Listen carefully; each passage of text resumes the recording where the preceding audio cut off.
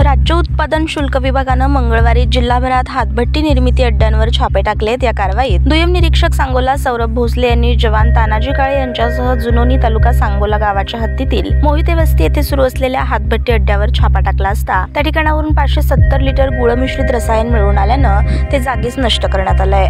सदर ठिकाणी आरोपीच्या राहत्या घराची झडती घेतली असता 180 मिली क्षमतेच्या देशी दारूच्या 576 सीलबंद बाटल्या व विदेशी दारूच्या 48 बाटल्या आढळून आल्यानं आरोपी आकाश सदाशिव मोहिते वय वर्ष 19 याच्या विरुद्ध गुन्हा नोंदवण्यात आलाय। निरीक्षक पंढरपूर पंकज कुंभार यांच्या पथकानं कोंडेस तालुका करमाळा येथे स्मशानभूमीजवळ जेऊर वरफटणे रोड नजीक सुरू असलेल्या हातभट्टी अड्ड्यावर छापा टाकला असता त्या ठिकाणाहून 490 लिटर रसायन व 40 लिटर हातभट्टी दारू जप्त करण्यात आली आहे। गुन्हा दाखल करण्यात आला असून अधिक तपास सुरू आहे।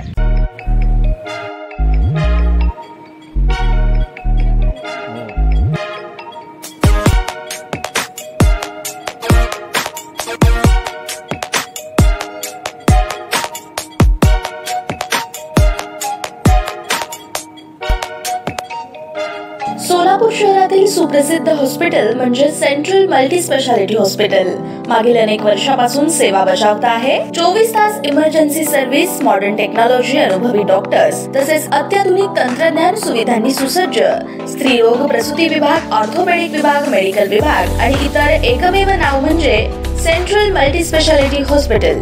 पत्ता गणेशपेठ शॉपिंग सेंटर, मंगळवार बाजार, सोलापूर।